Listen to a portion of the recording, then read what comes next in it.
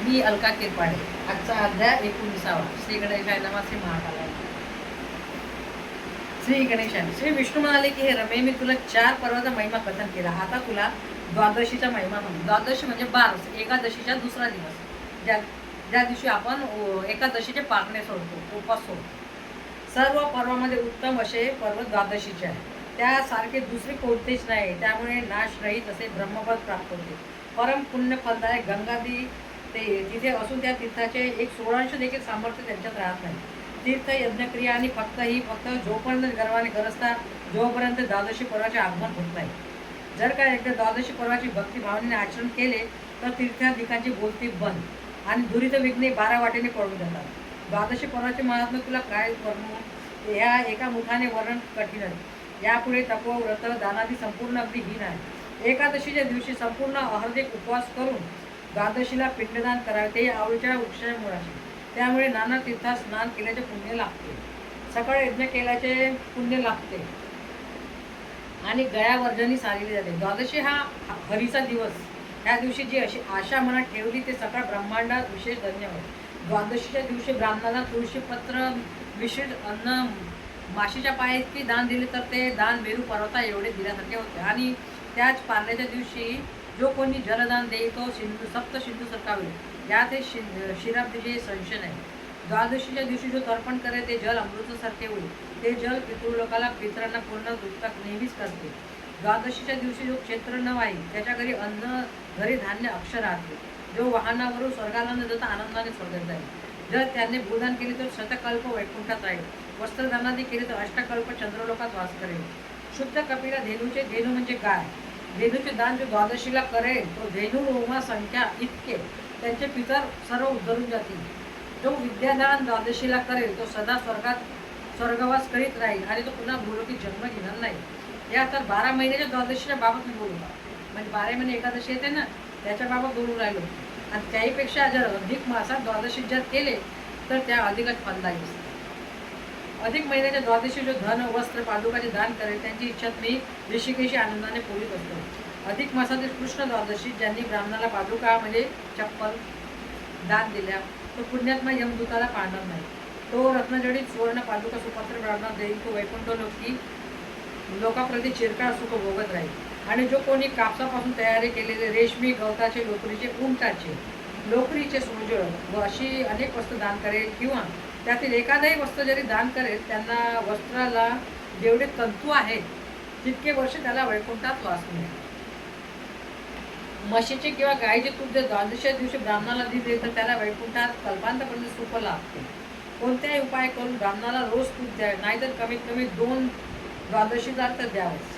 त्याहीपेक्षा कृष्ण द्वादशी तर नक्कीच द्यावं. ह्या सांगण्याचा मुख्य हेतू की जे तूप देवाचा भोज्य पदार्थ आहे त्या दानांच्या फळाने काय पुण्य मिळते हे सांगण्यास मी असमर्थ आहे. द्वादशी दिवशी जे तूप घ्याल ते कमीत कमी 1200 असाल. त्यात जर काही कमी केले तर उत्तम दान आहे. एका अधिक मासात जर तुम्ही घृतदान केले तरी त्याला इतर 100 द्वादशा काही नाही केल्या तरी चालेल. तुम्ही ना अधिक मासातले 2ही एकादशा केल्या आणि त्यांच्या बारसाला दान दिलं तर तुम्ही 3 वर्ष काही नाही केलं तरी चालेल. थोडं तूप तरी दान द्यावं. द्वादशीच्या तूप देता येते किंवा एखाद्या शिशीमध्ये तेल देता येते, सर्व दान करतो.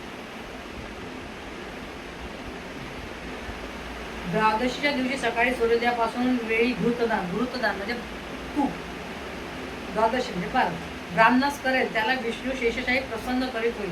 ब्राह्मणाला द्वादशीच्या दिवशी शताभर तूप दिले तर त्याला प्रसन्न होऊन मोठा राजा करेल. हे सत्य आहे. इंदिरे स्वतःच्या शक्तीनुसार जो द्वादशीच्या दिवशी द्रव्याविषयी कंजूसपणा न करता थोडे जरी तुपदान ब्राह्मणास करेल तो माझ्या कृपेने या लोकी व परलोकात संपूर्ण भोग आपल्या इच्छेप्रमाणे प्राप्त करेल व तो संपूर्ण आनंदी राहील. माघ महिन्याच्या पौर्णिमेला 1000 घृत धेनुदान म्हणजे दूध देणाऱ्या गायी दिल्यावर किंवा वैदूची काही कांबळी म्हणजे कंबल दिल्यावर जे फळ मिळते ते फळ द्वादशीच्या दिवशी ब्राह्मणात घृतदान करेल त्यास मिळते. म्हणजे तूपदान दिल्याने ब्राह्मणाला आपण दुसऱ्या ब्राह्मणाला बनवून दुसऱ्या बारसं त्या दिवशी त्याला देऊन दान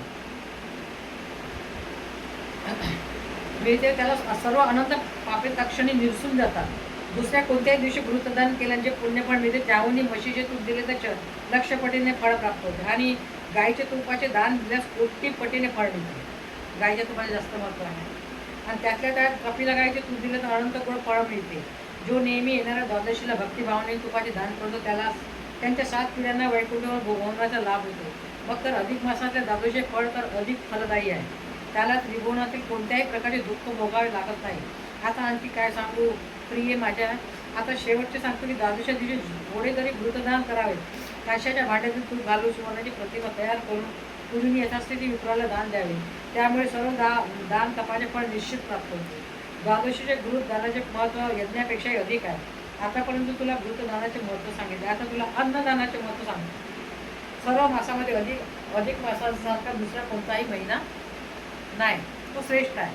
पुरुषोत्तमासारखा देव नाही. द्वादशीसारखी श्रेष्ठ तिथी नाही आणि अन्नदानासारखे सर्वात श्रेष्ठ दान नाही.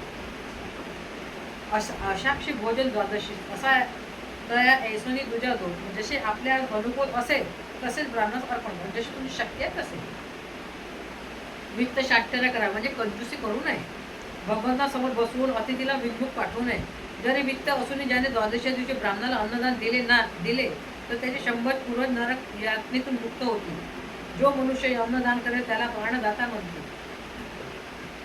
जीव वाचवण्यासाठी अन्नाचा आधार आवश्यक आहे. कारण अन्नाशिवाय कोणीही जगू शकत नाही. चैत्र वैशाख महिन्यात उदकाचे पुण्य फलदायक. तसेच पौष महिन्यातील काष्टदान फलदायक आहे. तसे प्रत्येक महिन्यात एक परंतु अन्नदान हे नेहमीच कोणत्याही महिन्यात सारखेच फलदायक आहे. म्हणून ते सर्वश्रेष्ठ आहे.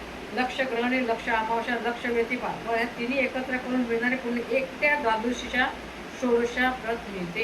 इतके सर्व इथे एक केल्या तरी तेवढं नाही मिळत जेवढं द्वादशीच्या दिवशी दान केल्याने मिळते. त्यांची तुलना होऊ शकत नाही. द्वादशीच्या दिवशी भक्तिभावनेने स्नान, जप, होमदान इत्यादी काही पुण्य केले ते पुण्य अक्षय होते, अखंड होते. ऋषी, गंधर्व, ब्रह्मदेव आणि मी या सर्वांचा विचार करून असे निश्चयाने ठरवले की द्वादशीसारखी एकही तिथी नाही की जास्त पुण्यदायक आहे. उदाहरण, द्वादशी व्रताच्या आचरणामुळे कुबेराला पैसा मिळाला म्हणजे तो निधीपती झाला. त्याला निधीपती तो मिळाले. प्रजा संयमन यमधर्माला मिळाले तर इंद्राला इंद्रपद मिळाले. द्वादशी व्रताने अंबरीश तरला. सर्व राजामध्ये तो वरिष्ठ झाला. तर दुर्वासा सारखा कोपिष्ट असा ऋषी सुद्धा शरण आला. हे अंबरीशाचे या त्रिभुवनात पवित्र असे आहे. ज्यांचे जर वर्णन करायचे असेल तर तो एक पूर्ण ग्रंथ होईल. असा अतिउत्तम द्वादशी व्रताचा महिमा आहे. इतर द्वादशीच्या दिवशी जे महत्त्व अधिक मासातील द्वादशीचे महत्त्व किती असावे. याचे विशेष पुण्याचे महत्त्व काय वर्णन. अधिक मासातील द्वादशीच्या दिवशी जे वस्त्र, अन्न, घृतदान करतील ते मनुष्य जन्माला येईल त्यांचे जीवन पावन झाले म्हणूनच समजा. द्वादशी थोडे वेळ असेल त्यावेळी जरी कोणी अन्नदान करेल त्यांची सौभाग्यता वाढेल. त्यांच्या आयुष्याला हितपणा येणार नाही. अधिक मासी द्वादशीच्या दिवशी स्नानदानादी कर्माचारी कोटी महापापाचा नाश तात्काळ होतो. प्रयागामध्ये माघस्नान 1000 वेळा केल्याचे पुण्य मिळते ते पुण्य एकट्या द्वादशी व्रताने मिळते. कुरुक्षेत्रात ग्रहणाच्या वेळी दिवशी 100 कपिला धेनू दान केल्याने जे पुण्य लाभते ते पुण्य एकट्या द्वादशी व्रतांचे मिळते. इतर मासाच्या द्वादशीच्या दिवशी मोहरी एवढे सुद्धा अन्नदान केले तरी ते मेरू पर्वतासारखे होते. ते जर अधिक मासात द्वादशीला दिले तर त्याचे महत्त्व काय सांगावे. अधिक मासाच्या सर्वच तिथे सुपुण्य फलदायी आहे. तरी पण द्वादशी तिथी हे अतिश्रेष्ठ आहे. म्हणून द्वादशीच्या दिवशी सत्पात्री ब्राह्मण दान देईल. सत्पात्री जो ब्राह्मण असेल त्याला दान दिले तरच, पण त्याची योग्यता नसेल तर त्याला दान दिले तर त्याचे पुण्य मिळणार नाही. चांगल्या ब्राह्मणाला दान कोणी याला नाही द्यायचे. ज्याप्रमाणे शरीरात प्राण आहे तोपर्यंत शरीराचे महत्त्व, जोपर्यंत मदनाचे महत्त्व तोपर्यंत मनुष्य तरुण आहे. माणसात खूप ज्ञान आहे पण दया नाही. वैराग्याच्या खूप मोठ्या वल्गना केल्या आहे परंतु शांती नाही. किंवा संपत्ती खूप आहे पण धर्मापासून वंचित आहे. सभा मोठ्या भरल्या आहेत पण त्यात सभेत एकही पंडित नाही. एवढे मोठे घर आहे पण त्यात दीप प्रज्वलित केलेला नाही. मोठे वृक्ष आहेत परंतु त्याला फळच येत नाही. राजाशिवाय नगरी जला वाचून वापिका तोंड सुरे काय म्हणून नाकच नाही. ज्यांची शोभा येईल काय. पुत्र नाही तर वंश पवित्र होईल का. नेत्र मोठे आहे पण त्यात गुगुळ नाही. वेदांत ज्ञान नसेल तर कोरडी उत्पत्ती व्यर्थ आहे. तसे सत्पात्री ब्राह्मणावरचे इतरांना दान देणे व्यर्थ आहे. म्हणून सत्पात्री ब्राह्मण पाहूनच त्याला दान द्यावे. कर्पूरयुक्त तांबूल म्हणजे पान, चांगला मस्त लवंग, विलायची वगैरे टाकून जो ब्राह्मणाला द्वादशीच्या दिवशी देईल तो आपल्या पूर्वजासहित वैकुंठापर्यंत जाईल. कर्पूराचे जेवढे कण किंवा तांबूळ पत्राचे जे प्रमाण असतील तेवढे कल्पपर्यंत तेथे आनंद भोगत आहे असे समज. असे तांबूलदानाचे महत्त्व आहे. असे तांबूलदान हे अद्भुत असून त्यावर अन्नदानाचे महत्त्व मोठे आहे. जे द्वादशीच्या दिवशी अन्नदान करतात ते वैकुंठात परत येत नाही. या जगात द्वादशीसारखी तिथी आहे म्हणून पुण्यक्षेत्र तीर्थांना या जगात किंचित स्थान प्राप्त आहे. कारण या तिथीमुळे लोकांनी केलेले पापाचा नाश होतो, नाहीतर सर्व व्यर्थ आहे. म्हणून मुख्य अर्थ सांगतो की कोठेही तीर्थेला यात्रेला न जाता द्वादशी व्रत करावे. तुम्ही घरात बसता हे सगळं पुण्य मिळू शकतो. जो मनुष्य मोहामुळे काही अन्नदान द्वादशी दिवशी करणार नाही त्याला दुःख दारिद्र्य रोगाची पीडा हरेल करील.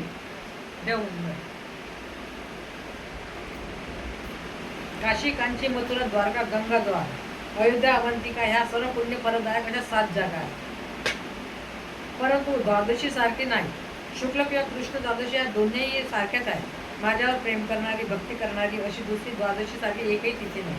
अधिक मासातील शुक्ल पक्षातील द्वादशी जे अन्न देतील त्यांना तीर्थ, यज्ञ, तप, व्रत या कशाची आवश्यकता राहणार नाही.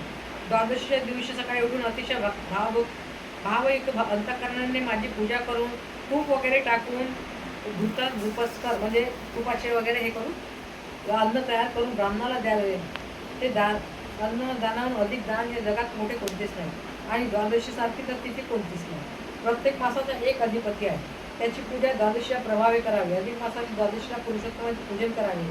2 वस्त्रे, जानवे, तूप आणि पादुका ब्राह्मणास द्याव्या. असे अधिक मासात व्रत केल्याने अनंत फळ प्राप्त होते.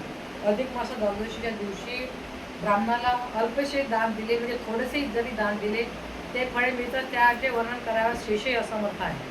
असे हे द्वादशी म्हणजे बारशीचे महत्त्व आहे. हे प्रिये, मी तुला सांगितले याला जे भक्तिभावनेने करतील व जे श्रवण पठण करतील त्यांच्या सर्व पापाच्या राशी जळून भस्म होतील. त्यांना उभयलोकी म्हणजे या लोकात व परलोकात अखंड सुख प्राप्त होईल. हे मी सांगतो हे सत्य आहे. आणि त्यांचे सर्व मनोरथ श्री गोलोकनाथ पूर्ण करतील यात संशय नाही. ज्यांची द्वादशीच्या दानाविषयीची शक्ती नाही त्यांनी हे व्रत श्रवण केले तरी त्यांना दानफळ प्राप्त होईल. अशी ही भगवंताची आवडीची द्वादशी तिथी आहे. म्हणून सर्व शहाण्या लोकांनी या व्रताची कथा ऐकावी. इथुशी अधिक मास महात्मा 7 अध्याय 19 समाप्त.